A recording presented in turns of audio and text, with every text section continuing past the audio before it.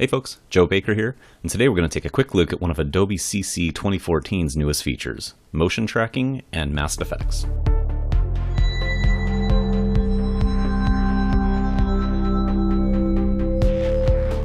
Alright, so I recently returned from a family vacation in Lake Tahoe, and I wanted to throw together a quick video montage of our time there.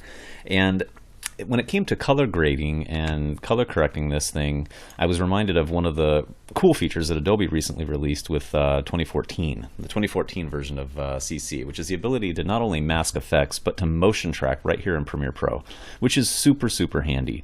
A lot of the draw for other color grading applications like DaVinci Resolve and even Adobe SpeedGrade, now that it's more integrated with Premiere Pro, is it has the ability to motion track subjects. So if you want to apply color correction adjustments to, say, somebody's face, it's really easy to do that in those programs. But I've always preferred to do things right here in the NLE, which is why I've always preferred Red Giant's plugins, Cosmo, Looks, Mojo, Colorista.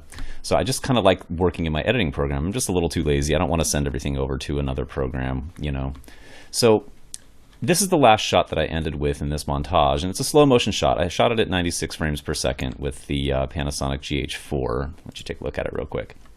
And I've already applied some basic color correction to this. I shot this with a gamma curve that creates a very flat image, so I can boost the contrast and stuff in post.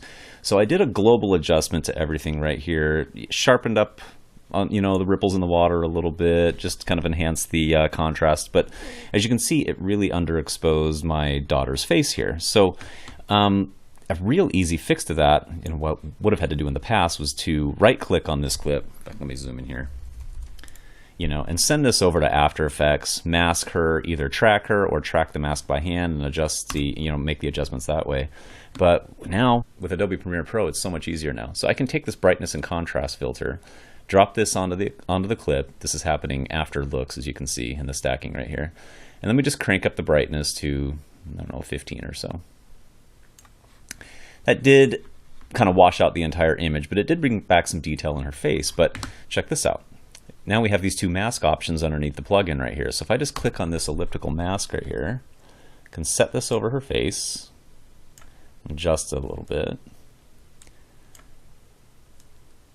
Now this is not, you don't get Bezier masks with this. You really just get these power windows. You can make an ellipse or a square, but this will definitely do the trick for what we want to do. So now you'll notice I have the playhead right here at the beginning of the clip. I can come over to here and click track forward, and it will do its thing, staying stuck to her face. Now, same motion tracking principles apply here as they would in After Effects and Mocha. You do want to minimize motion blur. I shot this at 96 frames per second, so I believe I'm actually in the quadruple digits with shutter speed right here to minimize motion blur. So this shouldn't have any problem at all tracking this. You can see it's going pretty smoothly here and staying stuck to her face pretty well. Once this is applied, we'll have some pretty cool options as far as what we do with this mask. We can feather it a little bit so we don't see this hard edge and make it, it's going to make it look like she's got a tan line. But that's no big deal because we can just feather that out. Now I'll scrub through this just to show you how well that's stuck right there.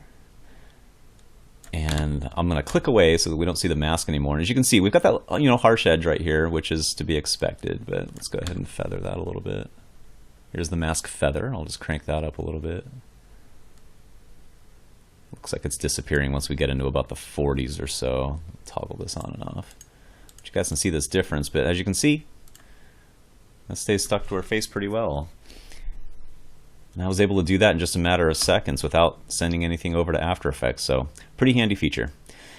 That's about it, guys. If you're interested in seeing more quick tips like this, you could do me a huge favor by subscribing to the channel. And I should also mention that those of you who subscribe to the Joe Baker channel, I've recently started a new channel called the Edit Bay. So for the next 4 or 5 tutorials, I think I'm going to be posting both to Joe Baker and to the Edit Bay, but I'm eventually going to be moving all of my video production tutorials over to the Edit Bay. So please, I'd appreciate your support by subscribing to the Edit Bay.